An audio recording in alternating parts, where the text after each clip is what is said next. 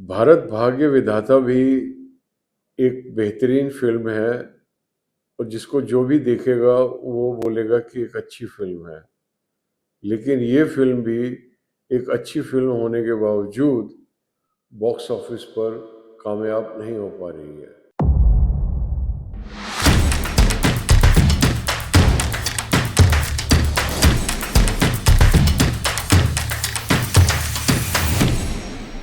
भारत भाग्य विधाता कहानी कहती है 26/11/2008 के टेररिस्ट अटैक की, जब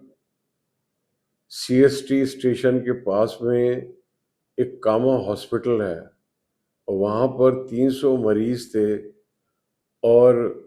8-10 नर्सेस थी और किस प्रकार उस परिस्थिति में इन नर्सों ने इन मरीजों को,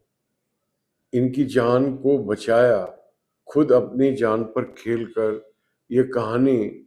बहुत पहले कही जानी चाहिए थी, लेकिन ये आज हमारी आंखों के सामने आई है।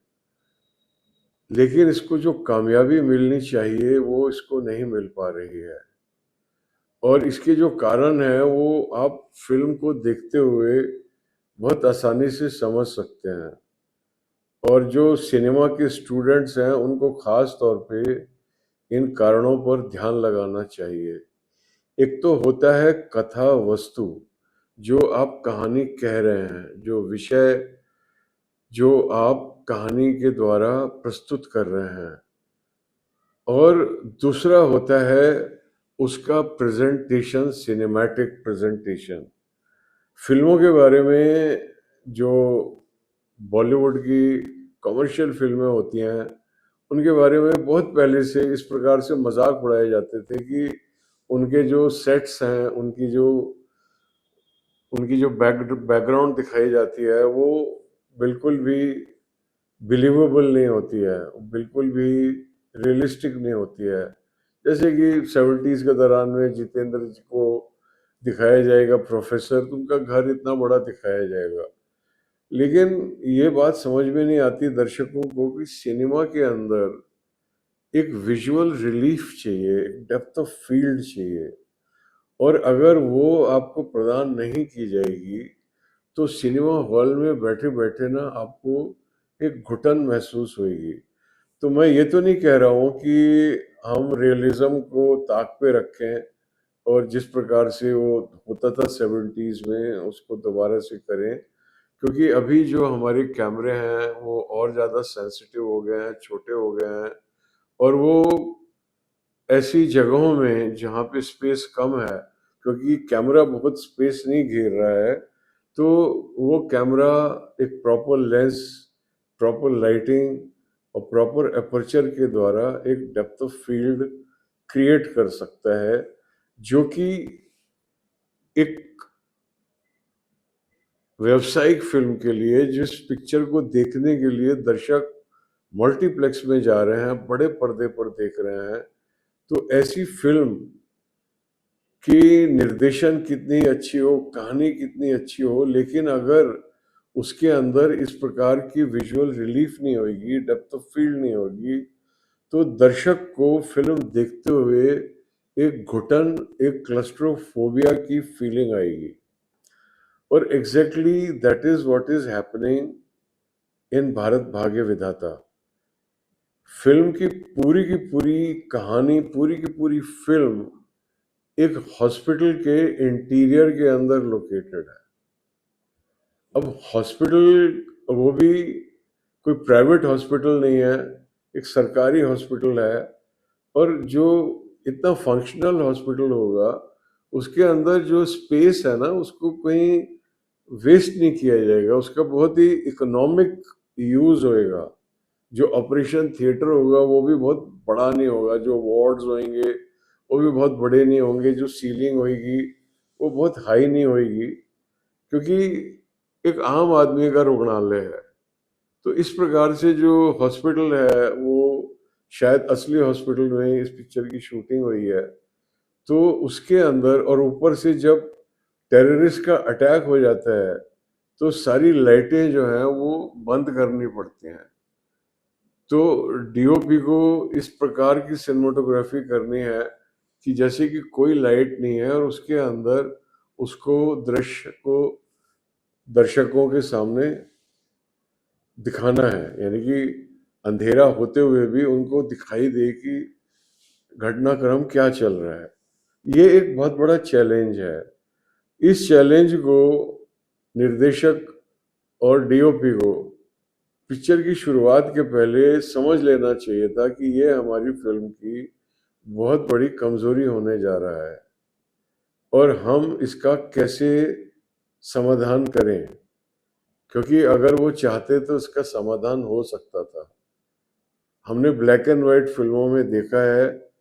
और कागज की फूल जैसी फिल्मों में देखा है कि लाइट कितनी भी कम क्यों ना हो, उसको आप बहुत ही कलात्मक तरीके से पर्दे पर प्रस्तुत कर सकते हैं। यहाँ पर वो नहीं हो पाया है। सिनेमेटोग्राफी इज वेरी फंक्शनल, जिसकी वजह से जो क्लस्ट्रोफोबिया और जो डार्कनेस क्रिएट हो रही है वो बहुत अनकंफर्टेबल हो जाती है, क्योंकि ये बहुत ही लंबे समय तक चल रही है। अगर ये फिल्म में 5-10 मिनट के लिए आकर चली जाती है और फिल्म आउटडोर में चली जाती या किसी और स्पेस में चली जाती, और क्योंकि स्पेस और टाइम में पिक्चर फाइनाइट है, एक ही रात की कहानी है, तो ये जो इसकी जो लुक है वो कंटिन्यूअस है और ये इस पिक्चर को बहुत ज़्यादा तकलीफ पहुंचा रही है इसकी बॉक्स ऑफिस कलेक्शन के अंदर। और दूसरा जो दोष है वो ये है कि जो फिल्म का प्लॉट पॉइंट है, जो जहां से पिक्चर की कहानी रोचक होना चालू होती है, पिक्चर का पहले शुरू में होता है एक पोर्शन, उसको सेटअप कहा जाता है, जिसके अंदर आप जो जो कहानी किस समय की है, किस जगह की है, किस काल की है, कौन पात्र हैं, ये जो बेसिक चीजें हैं उनको आप स्टैब्लिश करते हो और 20वें 25वें मिनट पर आकर एक प्लॉट पॉइंट वन घटित होता है, जिससे कि पिक्चर रोचक हो जाती है, क्योंकि कुछ ड्रामा उत्पन्न होता है उसके द्वारा। तो यहाँ पर हॉस्पिटल में जो टेररिस्ट अटैक है, जो पहली गोली सुनाई देती है वो 40वें मिनट पर सुनाई देती है, यानी कि जो प्लॉट पॉइंट वन है वो 40वें मिनट पर घटित हो रहा है एक ऐसी फिल्म में जिसके पास में कोई बहुत बड़ी स्टार कास्ट नहीं है कंगना रनावत के अलावा। और कंगना रनावत भी इस फिल्म में अपनी स्टारडम को पूरी तरीके से निगेट कर रही हैं और एक बहुत ही आम महाराष्ट्रियन स्त्री के रूप में अपने आप को एक घरेलू औरत के रूप में, और जिसमें कोई दूर दूर तक ग्लैमर का कोई लेना देना नहीं है। उसकी ड्रेस भी सारी फिल्म में एक ही है, नर्स की ड्रेस है, और जिसमें आगे थोड़ा सा कहीं पे निशान भी लगा हुआ है। तो क्योंकि फिल्म के अंदर उस प्रकार का कोई अट्रैक्शन नहीं है कि 40 मिनट का जो अंतराल है शुरू का प्लॉट पॉइंट वन से पहले का, वो उसको किसी तरह रोचकता में परिवर्तित कर ले। नॉर्मली जो बड़ी स्टार कास्ट की फिल्में होती हैं, they can afford to postpone and they may have a longer duration also, तो उसके मुताबिक उनका प्लॉट पॉइंट 40वें मिनट पर सही भी हो सकता है। लेकिन इस फिल्म के अंदर एक तो जो फिल्म का जो ड्रामा है वो देर से शुरू होता है, और उसके बाद और उसके पहले भी, क्योंकि पूरी की पूरी फिल्म एक हॉस्पिटल के इंटीरियर के अंदर कन्फाइंड है, और डायरेक्टर और सिनेमाटोग्राफर ने